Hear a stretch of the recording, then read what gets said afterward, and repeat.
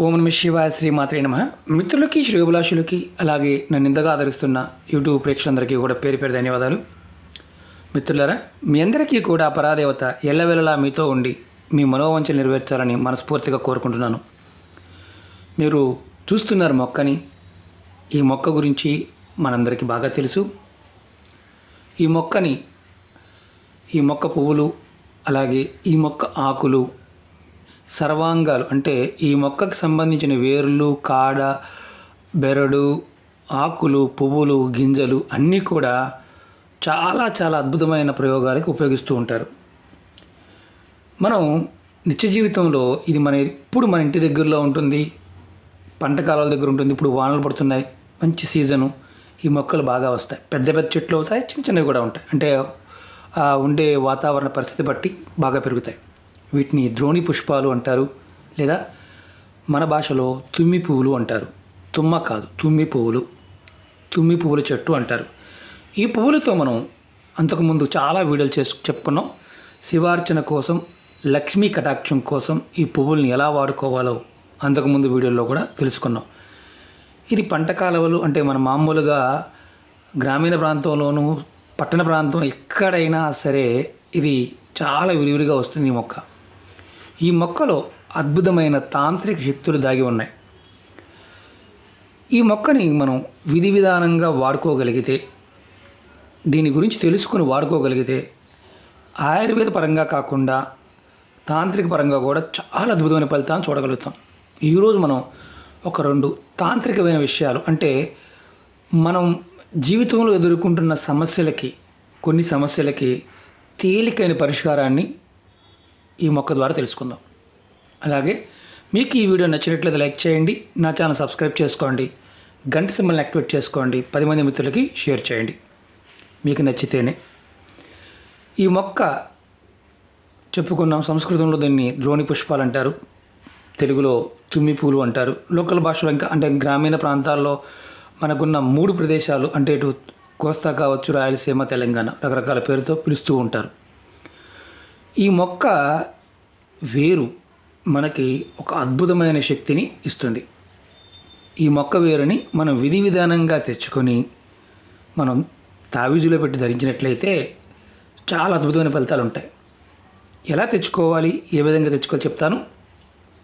మీరు ఎవరైనా సరే, ఆడవారైనా మగవారైనా సరే, మీరు ఈ మొక్కని ముందు మీ ఇంట్లో ఉన్న, అంటే నేను చూపిస్తున్నది నేను పెంచుకునే మొక్క, ఎందుకంటే నిత్యం నేను శివపూజ కోసం ఈ పుష్పాలను వాడుతూ ఉంటాను, ఆయుర్వేద పరంగా మందులకు వాడుతూ ఉంటాను.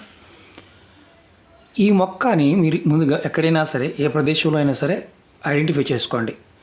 చేసుకున్న తర్వాత అంటే సోమవారం నాడు చేసుకోండి. ఈ ఉపాయాన్ని మంగళవారం నాడు చేయాలి. మీరు మంగళవారం నాడు చేసే ముందు సోమవారం సాయంత్రం ఈ మొక్కకి కొంచెం నీరు పోసి నమస్కారం చేసుకొని మనసులో చెప్పుకోండి, నేను రేపు పొద్దున వచ్చి తీసుకువెళ్తాను అని. తర్వాత మంగళవారం ఉదయాన్నే ఈ ఉపాయాన్ని కూడా మంగళవారం నాడు ఉదయం 6 నుంచి సాయంత్రం 5 గంటల లోపు మాత్రమే చేయాలి. ఆ తర్వాత చేయకూడదు.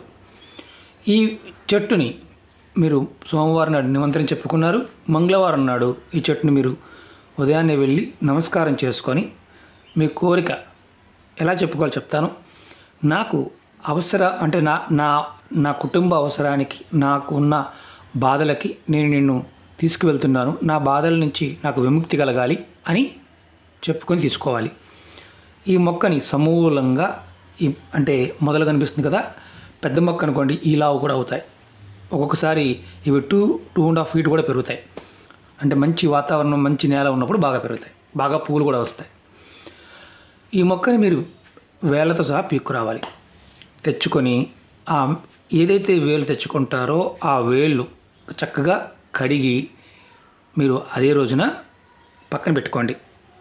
మంగళవారం రోజున తీసుకొచ్చి పక్కన పెట్టుకొని మీరు ఏదైతే వేర్లు తెచ్చారో ఈ పైన ఉన్న మొక్క భాగాన్ని, ఈ భాగాన్ని తీసేసి ఆ వేరు భాగాన్ని పక్కన పెట్టుకున్నారు కదా, దానికి మీరు మీ ఇంట్లో ఏదైనా మామూలు తావీజైనా పర్వాలేదు, అంటే ఎలాంటి తావీజైనా పర్వాలేదు, చివరికి మీ దగ్గర మనకి మార్కెట్లో దొరుకుతుంటాయి, 2 రూపాయల తావీజులే దొరుకుతుంటాయి, అదైనా పర్వాలేదు, అలాంటి తావీజు ఏదన్నా ఉంటే పెట్టుకోండి.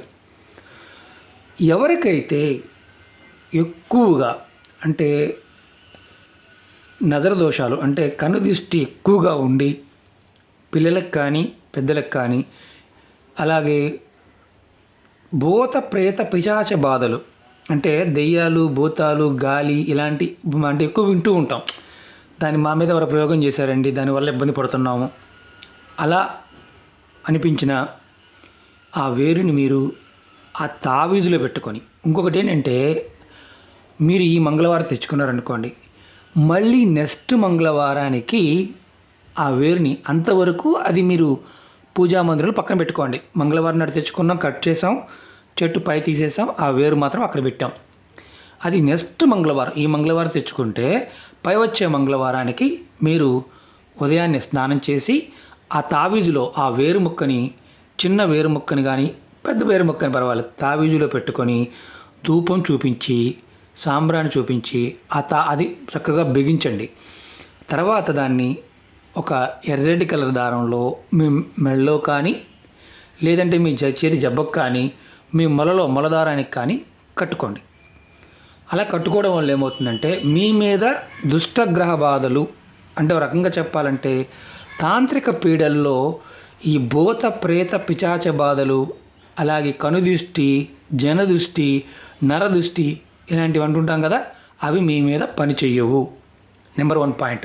నెంబర్ 2, ఇది చాలా ఇంపార్టెంట్. ఈ చెట్టు తెచ్చుకున్నాము, అలాగే వేర్లు ఇంత చక్కగా పొడుగ్గా ఉన్న వేర్లు ఉన్నాయి.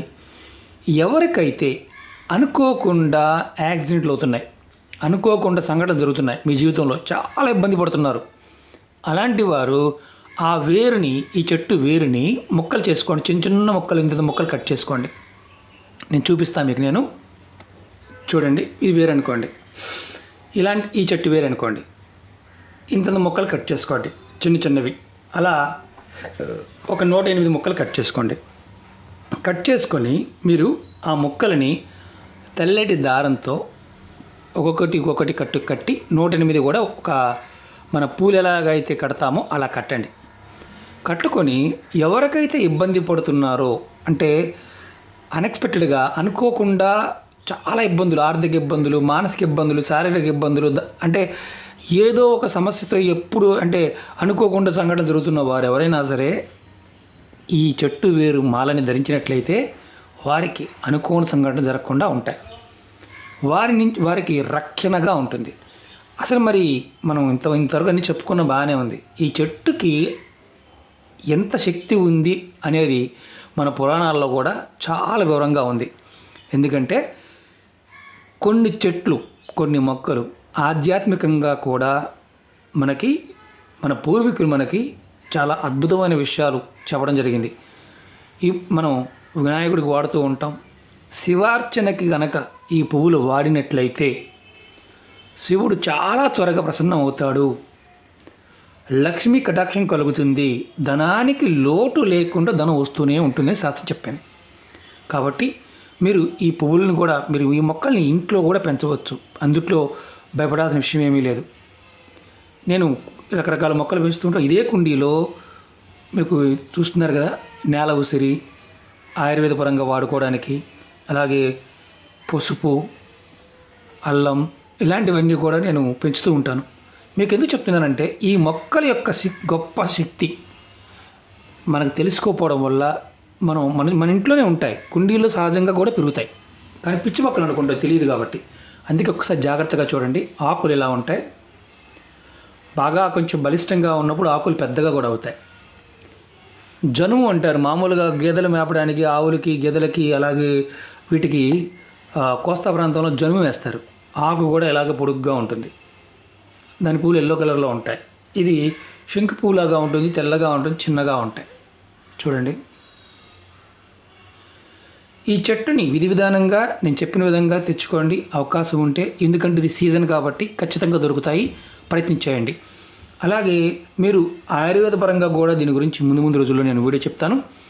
అద్భుతమైన ఫలితాలని ఇవ్వగలిగే అద్భుతమైన శక్తి కలిగిన దైవశక్తి కలిగిన వృక్షం మన కాపాడుతుంది. మనం ఇప్పుడు ఈ నియమాలు చెప్పలేదు, ఆహార నియమాలు అంటూ ఏమీ లేవు. అలాగే కుటుంబ సభ్యులు ఎవరైనా మరణించి ఉన్నా ఈ మొక్క తెచ్చుకోవచ్చు. ఆ టయానికి నెలసరి ఉన్నప్పుడు మాత్రం చేయమాకండి. అదొక్కటి మాత్రమే. ఆ తర్వాత ఎప్పుడైనా చేసుకోవచ్చు. మంగళవారం తెచ్చుకోండి, మంగళవారం ధరించండి. ఈ మంగళవారం తెచ్చుకుంటే నెక్స్ట్ మంగళవారం ధరించండి. ఇది తావిజులో పెట్టుకుని ధరించవచ్చు. అందరూ ఒకళ్ళు తెచ్చుకుంటే, కుటుంబ సభ్యులు తెచ్చుకుంటే, ఇంకొకటి విషయం చెప్తాను, చాలా ఇంపార్టెంట్ విషయం. ఇది ఎవరికైతే సమస్య ఉందో ఆ కుటుంబంలో ఆ కుటుంబ సభ్యులు మాత్రమే తెచ్చుకోవాలి. మీరు నన్ను అడిగి నేను తెచ్చి మీకు ఇచ్చినా మీకు ఎటువంటి ఫలితము ఉండదు. వేరే వాళ్ళ ద్వారా తెచ్చి తీసుకోవడం వల్ల ఉపయోగం ఉండదు. కుటుంబ సభ్యులు ఎవరైతే కుటుంబంలో పెద్ద కానీ కుటుంబంలో చిన్నవాళ్ళు కానీ ఎవరో ఒకరు సేకరించి దాన్ని మిగతా వారు వాడుకోవచ్చు. ఇది గుర్తుంచుకోవాల్సిన విషయం. ఓకే మిత్రులారా, మీకు ఈ వీడియో నచ్చినట్టు లైక్ చేయండి, నా ఛానల్ సబ్స్క్రైబ్ చేసుకోండి, గంట సింబల్ యాక్టివేట్ చేసుకోండి, 10 మంది మిత్రులకి షేర్ చేయండి. ఓం నమః శివాయ, శ్రీమాత్రే నమః.